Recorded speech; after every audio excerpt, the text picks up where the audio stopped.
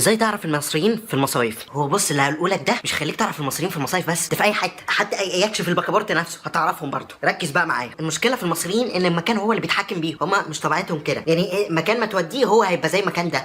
بس المشكله برضه اللي بيبقوا عنده نزعات كده جواه، يعني مهما حصل له او جاله فلوس ما بيتغيرش، هو كده. يعني معروف عندنا كمصريين اللي احنا بنحب النظافه قوي، بنموت فيها. فانت لو وديت مصري اي مكان نضيف هيقولك انه هيحاول ما يوسخش المكان ده، هو قالك هيحاول ما قالكش اكيد. فهو يا عيني لو جنبه ازازه ميه وجنب الباسكت في فخاد والهواء هيطير الازازه الفاضيه دي، عادي هيسيب الهواء يطير عادي خالص، مفيهاش حاجه. يلا انا مش قادر اقوم تعبان، خلصت. بدات الوساخه في المكان ده، والمصحف ما بيتغيروا مهما كان معاه من فلوس. تاني بقى الناس عند المصريين انهم بيحبوا التقليد موت، بيعشقوه، وبالنسبه لهم ان الاجانب دول المثل الاعلى، لازم دول نقلدهم، ومش بنات ولا اولاد، ده كله. فتلاقي البنت هي راحه مصيف، عرفت ان المكان ده كله اجانب بعيد عن المصريين، او راحه مارينا، خلصت، هي مش واخده معاها هدوم. المصيف ده انا راحه حرانه، هاخد معاها هدوم اعمل بيها ايه؟ مفيش. وتلاقي كده جايبه، يعني هم بيقولوا لك شورتات، بس انا مقتنع ان دي بوكسرات جينز، بسال عليه هتلاقيه والله. ولو مش هتاثر الشورت يبقى هتاثر فوق، لازم في حاجه قصيره، لازم هبين حاجه، الدنيا حر مش طايقه نفسي. ولو محجبه فلازم هلبس على الموضه، هتلاقيني لابسه بنطلون واسع قوي كده اهو، بحس انك بعيد عني ب 2 متر برضه هتدوس على البنطلون وهتكعبني وانا باخد الاكل وهشتمك. هو مش ذنبك بس انا هشتمك.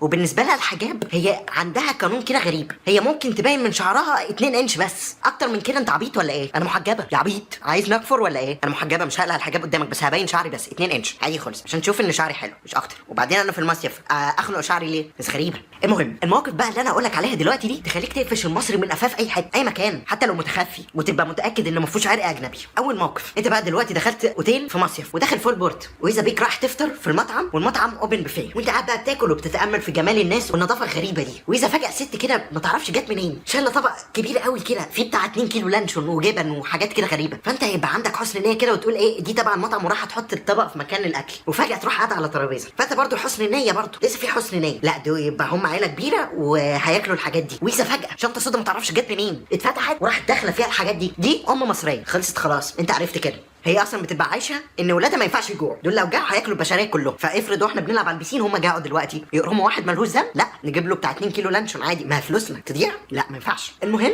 انت اتصدمت وبتحاول تفوق من الصدمه، وقلت بقى تركز مع بقيه الناس، يلا نشيل عينينا من على الترابيزه دي خالص، واذا بيك عينيك تقع على بنت جميله جدا كده وانت برضه فاكرها اجنبيه، لسه عندك امل كده، وقررت فجاه انك تبدل الكراش بتاع الكليه بيها، خلاص دي الكراش بتاعتي، وفي 5 دقايق قررت ان انت هتروح تقول لها بحبك، وبعدين رحت انت قعدت على البسين وقاعد بقى عمال تترجم كلمه بحبك اي لاف يو لكل اللغات على جوجل ترانسليت، وعمال بقى تحفظ الكلمه اي لاف يو اي لاف يو، وفجاه من حيث لا تدري يلا يا بنت، وانت اذا بيك تبص جه منين البكابورت اللي اتفتح ده، تلاقي البنت اللي انت كنت بتكرش عليها. ليه كده يا ربي؟ ليه انا عملت ايه في حياتي عشان يحصل كده؟ دي مصريه لازم نموتها دلوقتي، لازم تخرقها، ما هي كلمتين كمان وهتفضحنا، ده لو باقي في امل ان يبقى في اجانب هنا في المكان ده. المهم انت قررت تنسى الصدمه بتاعت الصبح دي وتنسى الكرش، وهتفضل اعزب بقيه عمرك بعد اللي حصل ده، ونازل بقى البسين، واذا بواحده ست مصريه اصيله بتشطف ابنها جنبك. طب ليه يا طنط؟ يعني البسين يكفي لا اله الا الله، جايه تشطفي الواد جنبي؟ يعني هو حبكت ان هو يعمل كاكا في البامبرز وجاي تشطفيه جنبي؟ طب ليه؟ هو مش مكفيك اللي حصل لي؟ خلاص انت بعمل ايه تاني؟ وبعدين طب ليه كده؟ اضربها بنار دي ولا ايه؟ المهم انت قلت يلا ودخلت على الاوضه تنام، بس وانت رايح بقى الاوضه يا عيني يطلع لك واحد بكرش، ده لا مش مصري،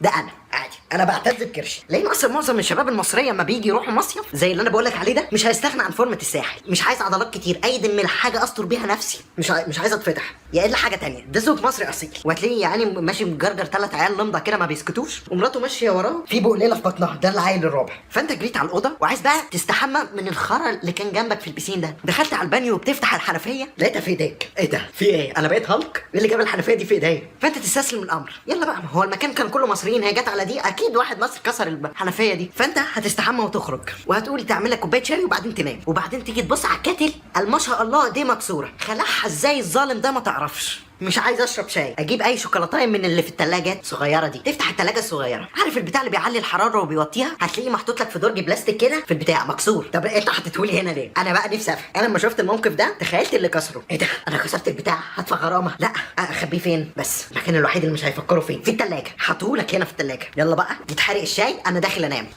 ايه ده؟ ريحه البيبي دي هي طنط اللي كانت بتشطف الولد على البسين جت تتشطف فوق عندي ولا ايه؟ لا يا حبيبي، ده عمو اللي كسر الحاجه بتاعت التلاجة وكسر الكاتل وكسر الحنفيه، كان معاه بيبي كده صغير عملها على الكنبه. يلا شم احيه. بس كده. المهم انا بس عايز اقول لكم حاجه، اي مكان انت كنت داخله نضيف مش معنى كده اللي انت حر تتصرف فيه قدام انت دافع فيه فلوس، لان اللي جاي بعديك طبعا هيبقى عايز يخش وهو نضيف زيك بالظبط. فشغل ده بس، انت مش حر في كل حاجه تعملها قدام هتاذي غيرك. المهم حاجه بقى كمان، المصايف اليومين دول مليانه اناديل ومش عارف ايه في الساحل الشمالي، الخبر لسه شايفه من شويه. فما تحاولش تثبت انك راجل وتقرب منه، لانك لو قربت منه مش هتثبت الا حاجه واحده، انك مغفل وعبيط. الحاجات دي ما بنهزرش معاها يا بابا، بنبعد عنها. في ناس بتقول لك هناك الحاجات دي ضاره ولا مش ضاره، ماشي؟ بطلوا لعب في الحاجات اللي انتوا ما تعرفوهاش. ولو اي حد رايح مصيف من المصايف اللي انا بحبها دي البحر الاحمر، ما بلاش البحر المتوسط، خدني معاك، انا مش هعمل شقاوه وهقعد كده ساكت خالص خالص. بس كده، كان معاكم محمد احمد، سلام.